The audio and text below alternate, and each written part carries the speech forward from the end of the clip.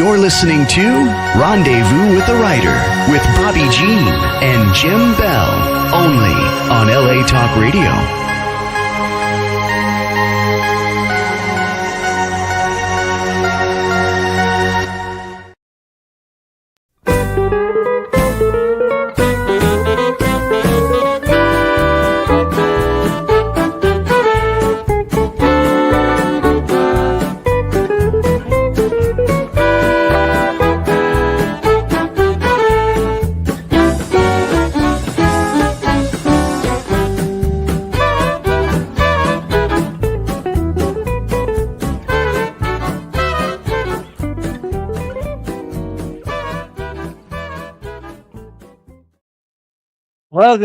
Welcome to Rendezvous with the Writer, where readers and writers meet, and story is everything. And we are your hosts tonight, Jim and Bobby Bell. You just been listening to Hot Texas with the Hot Texas Swing Band, our friend Alex Dormont. Yes, they open and close the show every week for us. Yeah. Do we have any big announcements to make? No, we have two really. I don't think we do. No, Oh. we have two really great guests, so we have a lot to cover tonight. That we do. We have Henry C. Park. He is the film editor at True West magazine, among other things. He's also written the book, The Greatest Westerns Ever Made, and the folks that made them. And we have Jim Jones on tonight, a famous musician and author, and we're going to be talking about his book, Hunter's Moon, tonight. Hunter's Moon. Oh, this will be a fun show. In stereo. It's so good. So welcome, Henry. Where are you joining us from tonight? I'm back in Brooklyn. Or should I say still in Brooklyn? Still in. Yes. And Mr. Jones, where are you tonight? I am at home in Rio Rancho, New Mexico, right by Albuquerque. Yeah, right. Not too far away from us. Yeah, he's a neighbor. He could be right here if we could have figured out how to get three people on the camera. Yeah. Well, welcome, gentlemen. We're so happy to have you with us tonight. Let's see. Henry. Henry is with us the first Thursday of every month. And we are so happy when he is able to actually be there month after month after month. And he always gives us his update on what's happening on Western film and TV and whatever else he'd like to cover. So, Henry, take it away. All righty. Well, now I've got a real scoop for you, which I'll get to in just a moment. Oh, wow. On Labor Day, I had a very interesting talk with William Shockley. You may not know his name, but you know his face. On Dr. Quinn, Medicine Woman, he was the long-haired, not-so-nice bartender. Wow. Well, remember him? Yeah. Yeah. Good. He's been a very busy actor and also a busy producer and screenwriter. He's co-written several Westerns, and he's just directed his first feature, a Western called The Long Shadows, which opens in theaters in November. It's about a young man who's lived in an orphanage since he saw his parents murdered. He's unprepared for the world he's entering, and he goes to seek the men who are to blame under the tutelage of former outlaw Dermot Mulroney. I should say the character Dermot plays, who's been a strong Western presence ever since Young Guns. Now, this movie goes into fairly uncharted Western territory, and I don't want to spoil it for anyone, so I'm going to not say much more about the plot. But it's beautifully shot in old Tucson, really fine costume and art direction, and features the beautiful Jacqueline Bisset in her first Western. Wow. And here's the scoop I was thinking about. Yeah. I'm sorry, where did I? Yes. Shockley was telling me that the Dr. Quinn cast is still very close. He had just had lunch with the leads, Ann Seymour and Joe Lando, the other day. And then he kind of blurted out that they were meeting to discuss a possible reboot of Dr. Quinn. Gosh. Wow. Yeah. You heard it here first. Yeah. That's right. Not only the three of them are on board, so is Dr. Quinn creator and producer Beth Sullivan. Shockley's written a pilot script, and Sullivan's giving him notes on it because that's what they do. It would be great to have that show back. It was such a good family show and a great introduction to Westerns for kids. And as I always harp on, there's not a lot of good Western stuff for kids to bring them into the fold. So I was very excited to hear about this. Mhm. Well, that's Also, good. yeah. Oh, also, October 9th through the 12th is the fabulous 35th Annual Lone Pine Film Festival in Lone Pine, California. Okay. Hundreds of Westerns have been shot there around the otherworldly Alabama hills. And it's the only film festival in the world where you can watch Randolph Scott or Hopalong Cassidy or Audie Murphy on the big screen, then hop in your car and go right to the spot where they filmed it. It's kind of mind-blowing and so beautiful. The tours are spectacular. This year, the theme is real. That's with 2 E's, real adventure in Lone Pine. So instead of just Westerns, non-Westerns that were shot there will be featured, including Flame of Araby, The Loves of Carmen, Star Trek Voyager, Lives of a Bengal Lancer. Festival begins with Rustler's Rhapsody and ends with Silverado. Guests include a terrific bunch of historians and filmmakers and stars and their descendants like Robert Carradine, Patrick Wayne, Darby Hinton, Diamond Farnsworth, Wyatt McCrae, Patrine Day Mitchum. To find out more, go to lonepinefilmfestival.org. Now, the current True West features my interview with a terrific writer you heard on this podcast not so long ago. Yes, thank you. I haven't gotten mine yet. Anne Hillerman, who has written her 10th Leaphorn and She mystery novel, continuing her Father Hillerman series. Also, my big piece in this issue, and Bobbi and Jim, I know you read this, is A Century of Disenrollment. I interviewed the director of the terrific documentary You're No Indian about how casino-owning tribes are kicking out members to increase their own incomes. And I revealed that the business of disenrollment really began at the turn of the 20th century with Congress's well-intentioned but disastrous Dawes Commission. It's really infuriating reading. Thank you.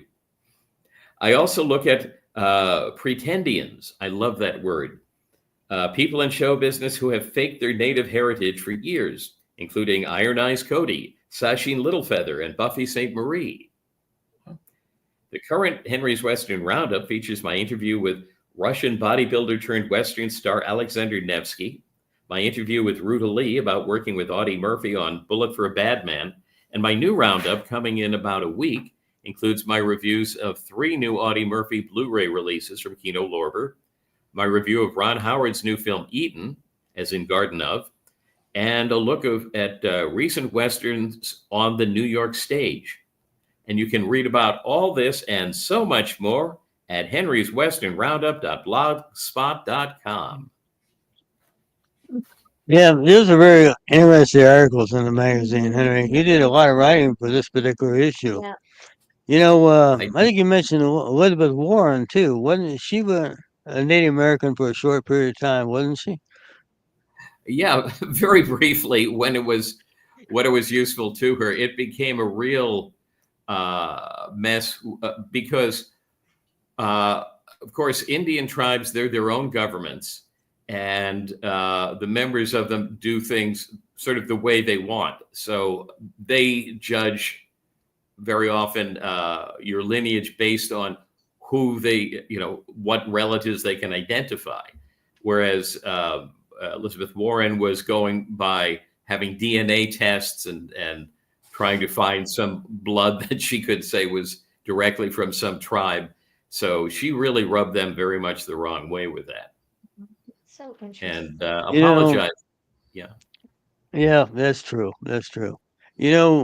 What I thought was most interesting in I call them pretend Indians, but how do you pronounce that word? Pretendians. Pretendians. Pretendians. But pretend Indians is just fine. You get the idea with it. Well, I was thinking about you had that part, and one of the ones you mentioned was Sasheen Littlefeather. She was the Right. one that was to accept the Academy Award from Marlon Brando for The Godfather. And then she gets up and refuses to accept the award, which maybe he didn't want to accept it either. And then talks about how how the Indians were treated so badly by the film industry, and only to find out later she wasn't a native at all. That's right. Yeah. And shortly before she died, and before word came out that she was not an Indian, the Academy of Motion Pictures Arts and Sciences held some big event to just apologize to her decades after the fact for just how terribly she was treated. And the nice thing is, if you go onto YouTube, you can see that whole thing, and you'll find when she starts her speech and refusing the award, there is some booing, definitely, but she gets actually much more cheering and applause than booing, because people were very generous and open-minded to her, I thought. So, Yeah. but she really lived for years off of the "oh poor me, people were so cruel to me," because that was most of those years there was no YouTube, and you couldn't just sit and watch it and say that's not how it happened. Oh, she Yeah. also claimed that 6 security guards had to hold John Wayne back from rushing the stage, which was most interesting because no one else saw it, including the guards, apparently. Goodness.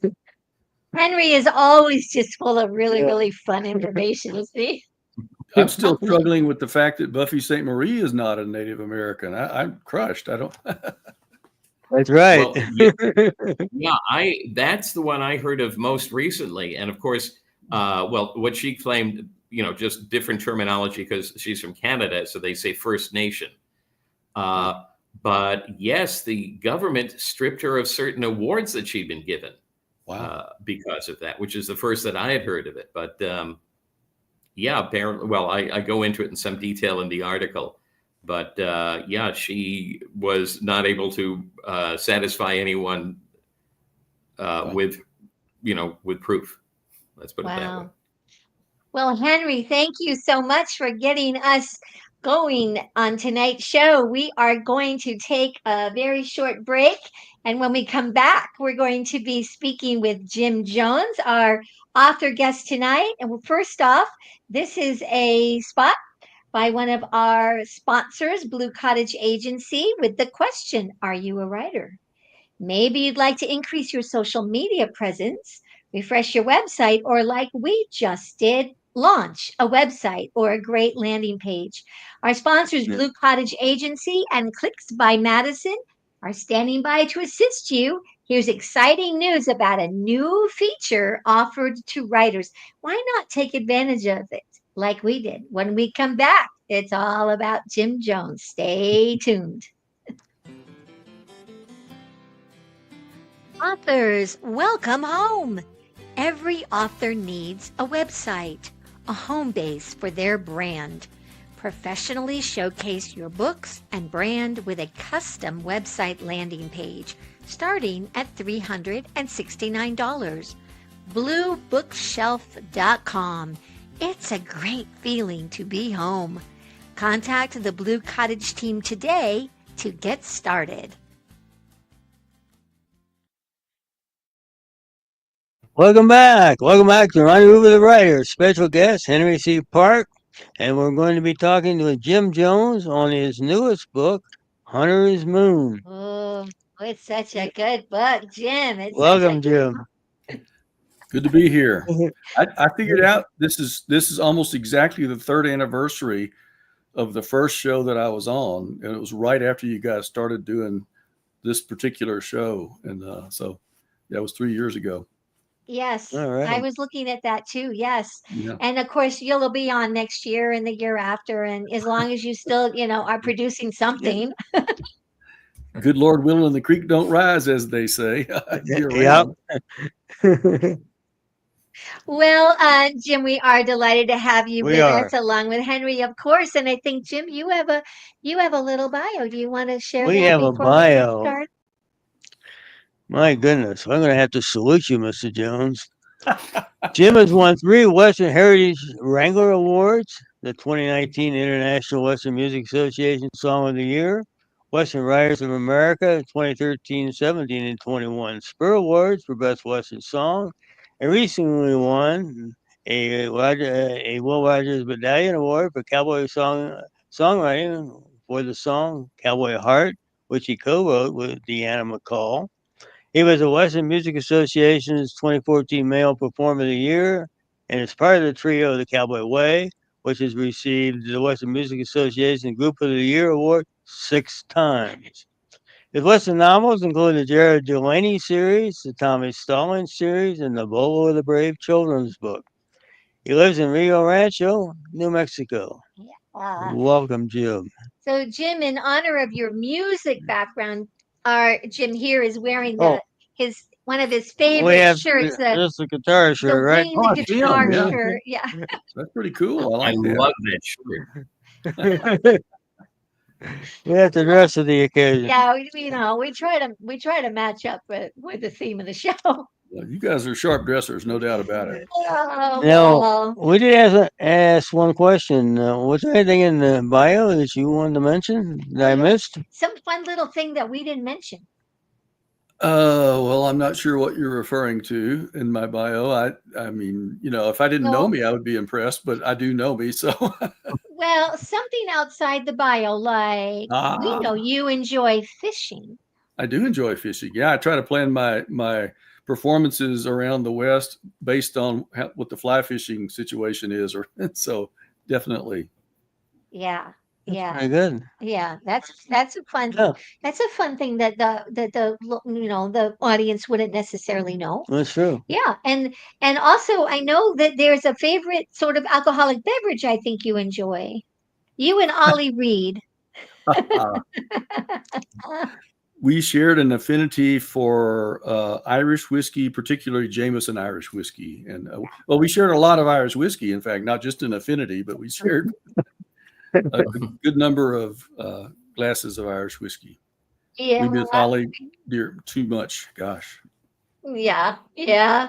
Miss Ollie. Well, let's see. Lately, Jim, you've kind of been branding yourself as a storyteller. And we kind of think of ourselves that way too. How is it that came about for you? Well, the short version is it sounded so much better than a guy who can't figure out what he wants to do, so he just dabbles in a lot of different things.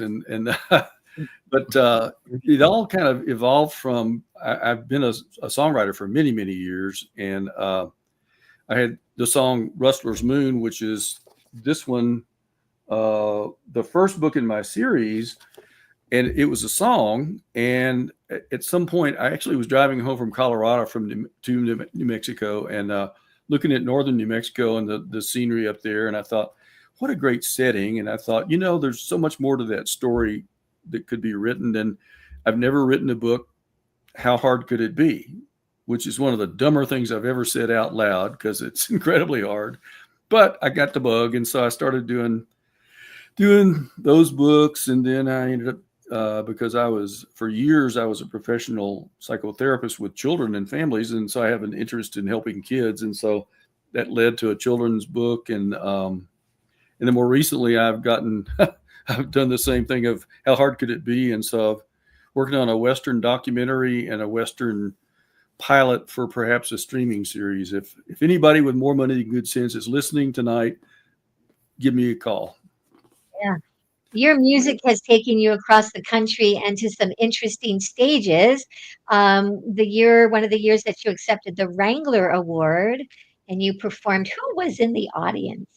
Well, the good thing about who was in the audience is I didn't know where they were seated, which was right down in front of me, but it was a great big stage and the great big screen behind me. It was like I was George Strait, only a lot older, but and I didn't think about it, but I'm sitting there, I'm up on the stage singing, and right down below me is Taylor Sheridan, Kurt Russell, and Deanna asked me, was I nervous? And I said, well, no, I'm a professional. And she said, well, those guys were right there. And I said, ooh, I didn't know that. If I had known that, I'd been nervous.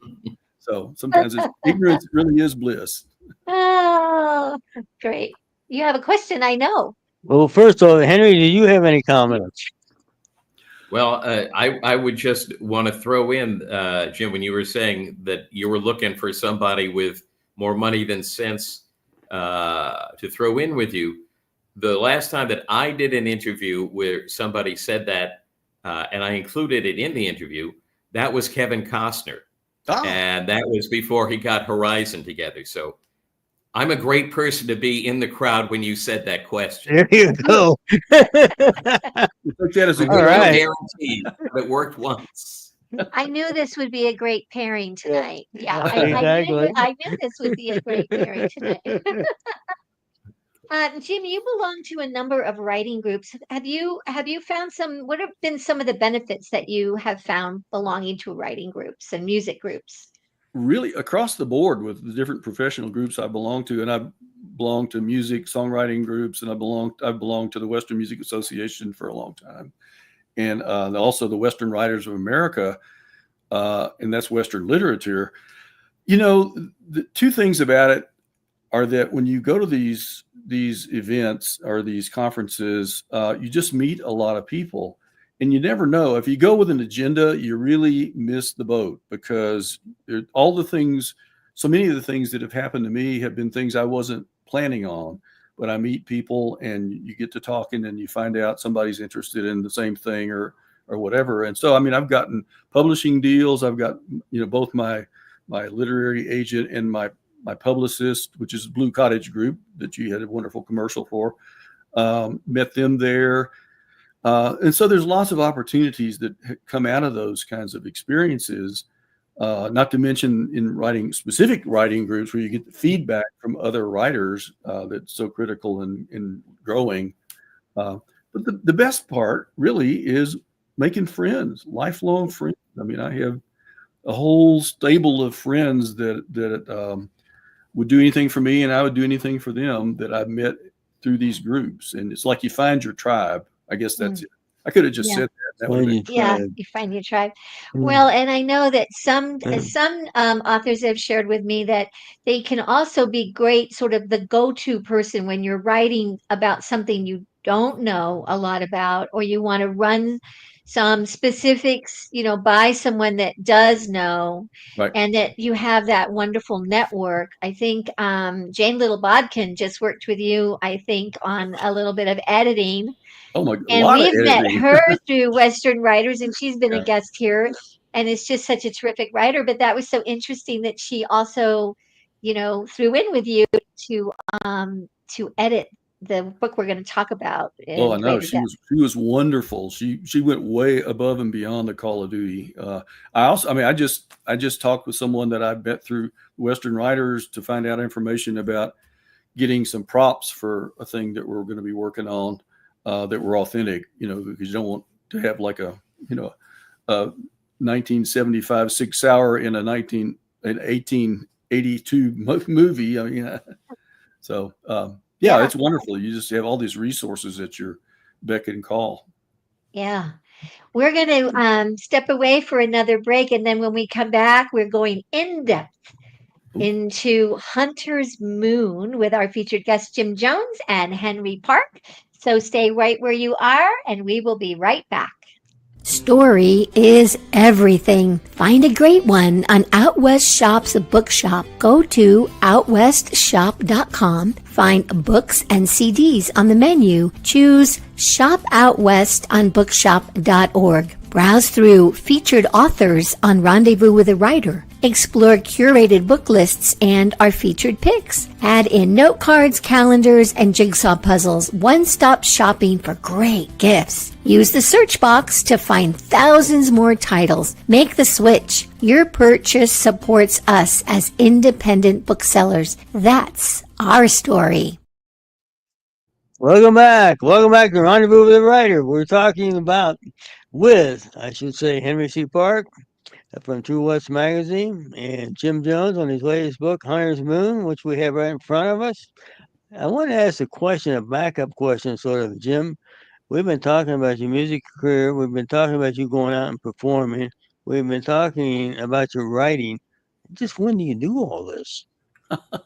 He's going to do a time management seminar next year at WWA, right, on how to manage your time. Well, when you reveal what's behind the curtain, it sort of takes all the mystery out of it. And the biggest mystery is I have no idea. I couldn't tell you how I do it. I just do it, and then it's there and it's done. So I don't know. That's my workshop right there. Okay. Okay. That's what we need to do. That's true. We just got the secret because we can't figure it out. We just don't go to bed. I mean, that's how we do it. I know you sleep about 2 hours every couple of Yeah, days. maybe. Yeah, yeah. We may not be as organized. You know that? I think not. Well, Jim, you just received a glowing review from Midwest Book Review, which is so prestigious.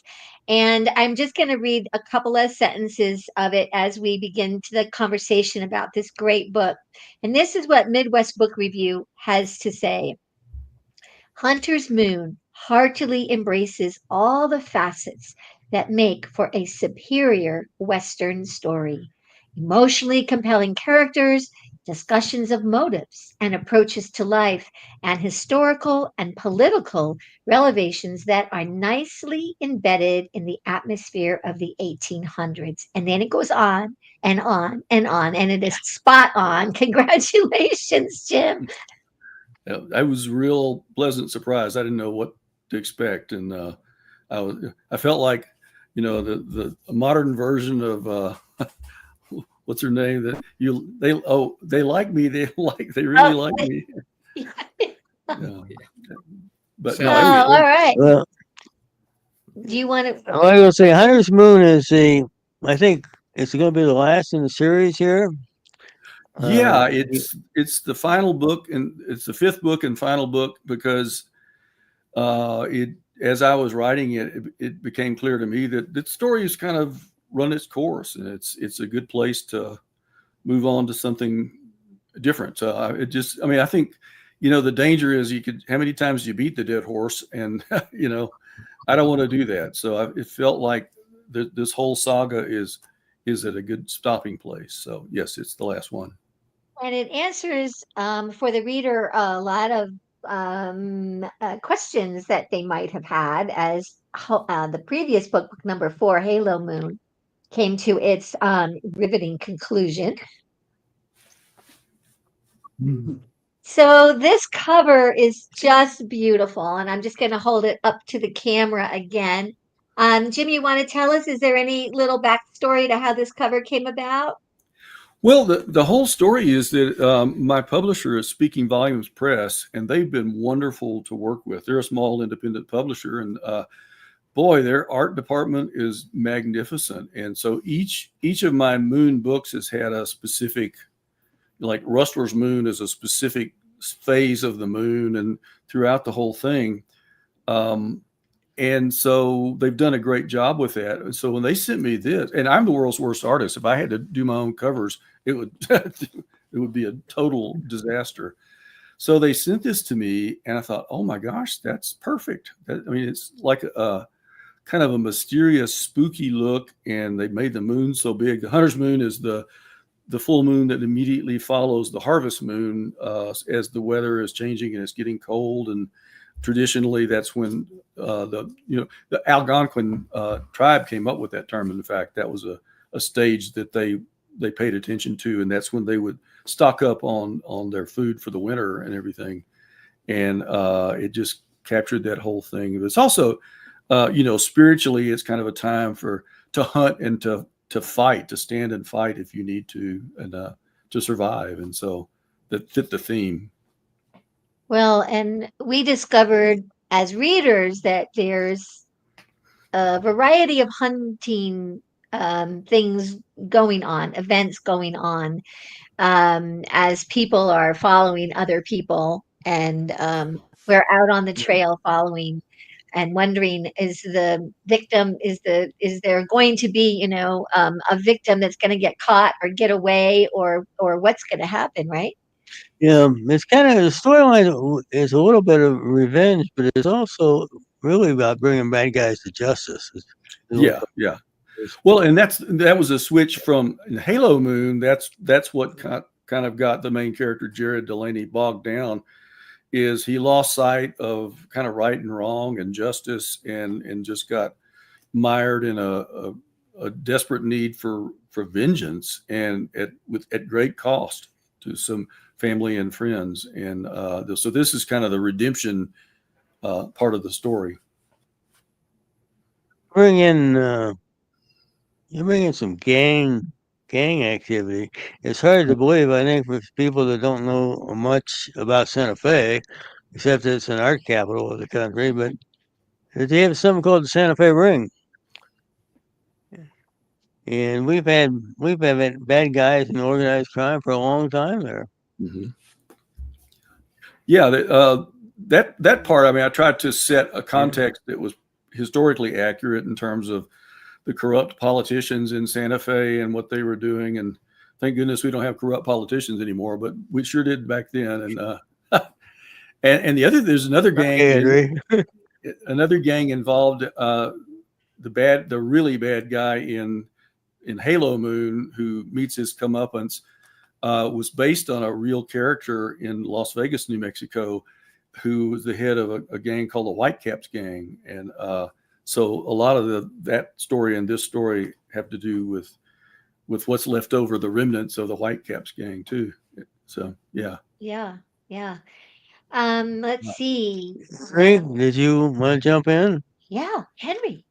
Yeah, Jim, I was wondering, when you are writing, say, a book 4 or book 5 of a continuing saga like this, how do you approach it in terms of, well, you've got to know that some people that are going to pick it up, it's going to be the first book of the series that they read.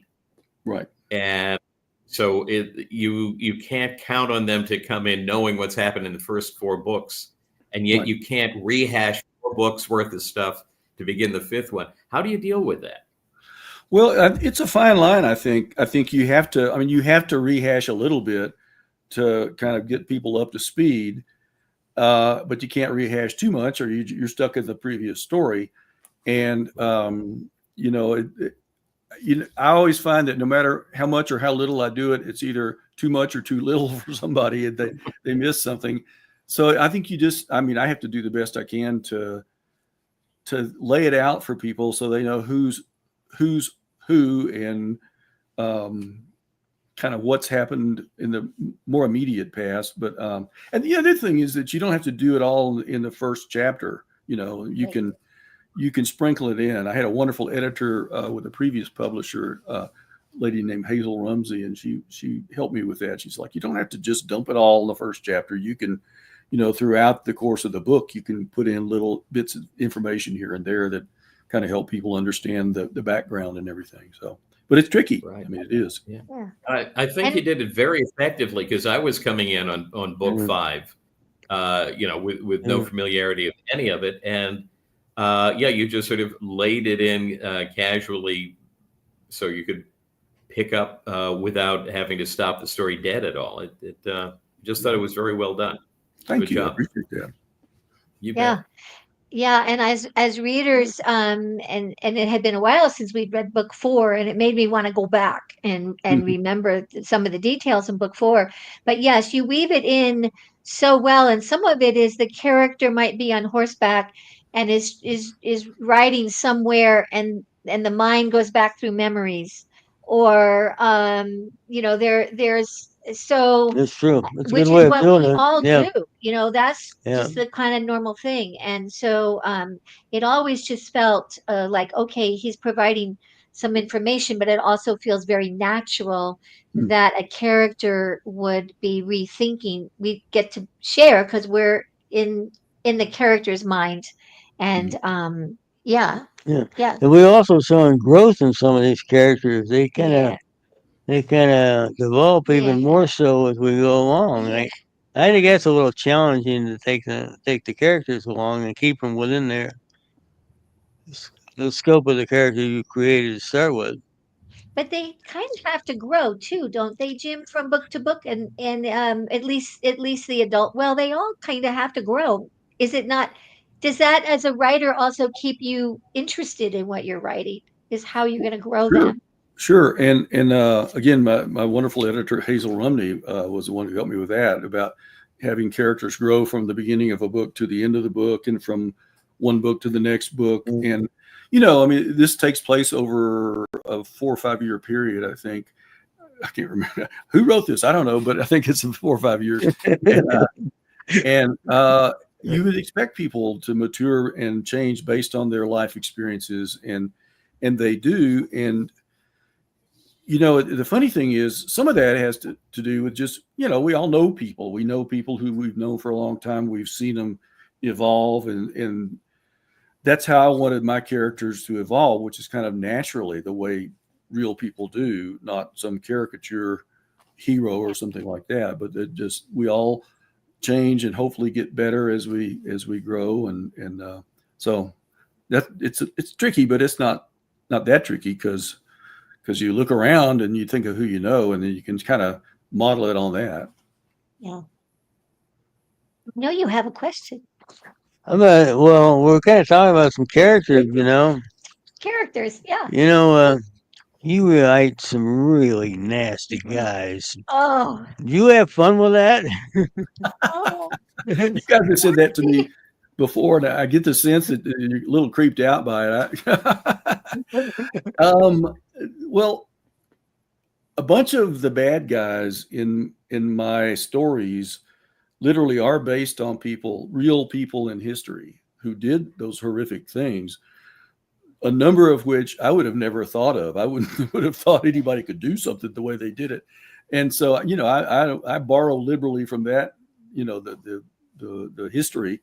The rest of it, because I knew you were going to talk to me about that, and I wanted to come up with something that didn't make me sound real creepy. And that it's the thing is, there are things I see people, not just in historical context, but also people in real life, who I think do abominable things and have no regard for other humans. And I think, you mentioned in the Midwest Review, they said something about political, and I just wanted to clarify this. There's nothing partisan about this. I mean, the politics were the politics at the time, but the main thing I focused on throughout the series is how powerful people oftentimes have no regard for other people who don't have the same power, and they just want to get more and more, and they don't mind running over people.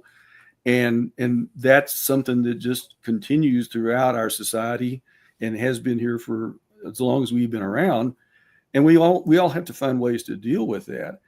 And some of those people are really mean, nasty people, and they just are. And I just try to weave some of those different characteristics in, along with, the historical context when that applies. So, Yeah, he does write creepy scenes. However, and gentle readers, he knows how to turn off the light and let you decide you're not going to imagine, or you are going to imagine. He gives you enough.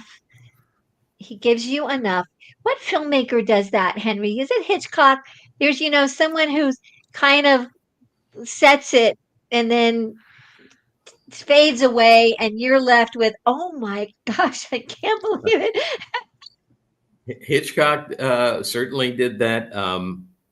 I always think with that sort of thing with John Carpenter in the original Halloween, when they go into the house where they know the psycho guy has been, and they look at this thing on the floor, and the cop says, "What's that?" And Donald Pleasance says, "It used to be a dog."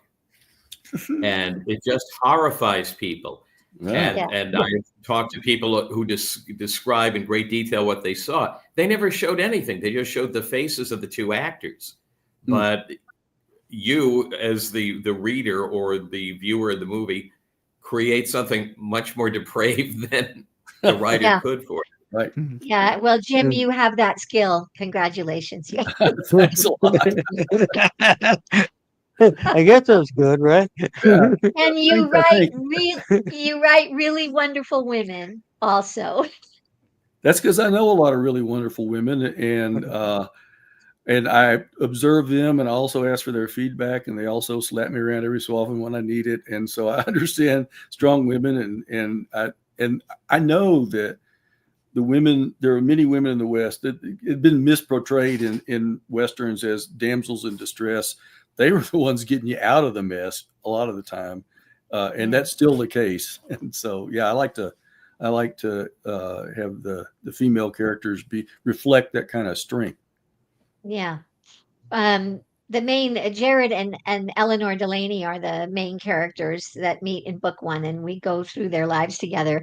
And I know I called you the other day right after we'd finished the book, and I said, thank you for setting Eleanor up to do what she does. So readers, you need to read to find out what is it that Eleanor Delaney does. She's tough. Well, you want her to be your friend, not your enemy. she goes through a transformation, so it's quite interesting. It depends on how you look at the character, because I look at the characters the way I see them through my eyes, and some I like, and some I don't, depending on what I'm reading.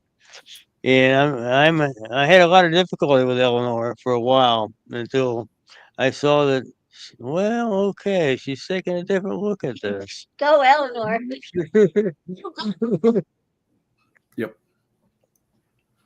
Jim, how do you know when it's time to take someone off the page? By that, you mean kill them off? Well, however, they're no longer in However the they story. disappear. Usually, I think you kill them off, but Yeah. That with the bad guys, killing them off is not a problem. Is how do you, or because we didn't kill them all. I mean, me and the other guys didn't kill them all. And, so how they get their comeuppance and all the ramifications and fallout from that, that does take a lot of thought about what makes sense, what's going to satisfy a reader who's had enough and they're ready to see this person get their just rewards. But generally speaking, it's the only challenge is how do you do it? The hard one for me is that over the course of the series, there's been people who were the main characters who got killed. And I made a decision early on that's part of what happens. That's part of what happened in the Old West. That's part of what happened in times that are violent. Sometimes really good people get killed or die, whatever, for whatever reason. And I felt like I needed to, in order to stay true to a realistic story, I needed to include that. And so. well, and it always, as a reader, I can recall on other books suddenly going, what? And having to go back and Jim, how could you do that? I have had people get really mad at me because I killed off one of their favorite characters. I'm like, it's a book. Yeah, but I think sometimes that kind of thing that's good for the story. That's what it's all about. You can't write a book that's gonna make everybody happy, so to speak. You write a book that everybody can enjoy, but yeah. Yep. Henry, do you have any other questions for Jim before we go on to our last little ad spot? Sure. Yes, I was curious if having just done this 5-book saga, if you're working on a new book and if it's going to be a standalone or the start of a new series. In terms of new books, I'm still kind of trying to decide what direction I want to go with that. I don't know whether I want to write more children's books and focus more on that for now. Nobody dies in those things, so that's good. But actually, my agent has Jerry Weiner has suggested that I write a mystery about a musician that ends up kind of becoming part of a big murder plot conspiracy thing unwittingly, and it's kind of clueless. And it bothered me that she thought I was perfect to write about a clueless musician, but so I'm thinking about that. I'm also doing some other stuff too with storytelling in a different way. We're going to take a break and show you a little bit about another one of our sponsors, which is OutWestShop.com, which is a business that we have. And so take a listen to this. And when we come back, we're going to find out what these gentlemen are doing next. Don't go away. Here at the Out West Shop, we're passionate about the American West, the truth and the myth. We're purveyors of fine Western goods, We scout for unique and distinctive apparel, accessories, home decor, and general merchandise that are a reflection of the Western lifestyle. We hunt for unique artisans and craftsmen who are inspired to create decorative art you can wear based on their own love for the story of the West. We round it up and bring it to you. Check out OutWestShop.com when you need anything Western. Welcome back to Rendezvous with the Writer. Jim, we were just talking here during the break. What's continuing on? What's next? Well, as I mentioned earlier, I'm working with a wonderful screenwriter by the name of Elizabeth Shrum, who has written a wonderful script based on my book Rustler's Moon, and she's taken all the best parts of it and the dialogue, but she's added a bunch of things. And now we're at the point where we're getting ready to film a trailer next month, like about a 3-minute teaser to get some interest from people. We do have the wonderful R.W. Hampton, who's a International Western Music Association Hall of Fame member and also an character actor who's been in a lot of different stuff. And he is going to be in the trailer, and hopefully, if we get the pilot done, and he'll continue in the role. So I'm working on that, which it's like writing a book the first time. It's like seemed like a good idea. I don't know what most of the time I'm like, what's that? What are you talking about? I know what B-roll is now, though. That's good. And Jim, where can people find you and follow you and get your books? They can find me and follow me first on at my website, which is www.jimjoneswestern.com, and also on Facebook at Jim Jones Music and Books. All right. And Henry, what are you working on, and where can people find you? Well, as a matter of fact, I'll soon be heading to Medora, North Dakota, home of the Theodore Roosevelt Presidential Library, to celebrate the premiere of season 2 of INSP's Elkhorn, the series about Teddy Roosevelt's younger years. And people can always find me at henryswesternroundup.blogspot.com and on Facebook, and I keep writing articles for the INSP channel. And I haven't checked out to see if the change has gone into the blog yet, but I understand I'm going to have my own writer's page with a little picture of me and links to the 80 articles that were done. So, wow, that's exciting! Congratulations. Let's see, Jim, you have a quote. We saw a couple episodes of that series Elkhorn. you're talking about. Yes. Okay, one of our characters, our head character, our number one guy, protagonist, Gerald Delaney, he's got to rescue his friend Davy from the really bad guy, Jesus Abreu. And he has to put a plan together. And he thinks, okay, this plan, it could work, he thought. Everything will have to fall into place quickly, but it might just work. I just need a little bit of luck. And then he thought again, all right, I need a lot of luck. There you have it. This has been so much fun having both of you with us tonight. Thank you so much for giving us your time and the gift of your talent. This is episode number 151. It will replay if you're watching on Facebook immediately after this live airing. And then it will also be later tonight up on audio on Podbean, on our Podbean page. And then in the next 12 to 24 hours, you'll find the audio on Spotify and Amazon Music and TuneIn and all those kind of places. You can also go to our website, thanks to Janelle Madison of Clicks by Madison, rendezvouswithawriter.com. And from there, there's all kinds of places that you can go to click to see and listen and find out who's coming up next and all. So it's sort of the one shop place to go. And we want to thank Sam Hassan of LA Talk Radio that keeps us on the air and things running smoothly. Alex Dormont and the Hot Texas Swing Band for opening and closing the show every week. And next week, returning guest Candace Simar is with us. And the book we're going to be talking about is Montana Matrimonial News. And this book is not going to be released until October 7th. So this is kind of a mock-up of the very handsome cover. And we are looking forward to having Candace with us back again. And I don't know, is there anything else we need to say? Thanks for being on tonight, guys. We really appreciate it. My pleasure. Fun show. Fun show. And as we always say, out west is a great day out. That's it. A great day out west. I'll get it right. Keep reading. We'll keep reading. We'll see you down the trail.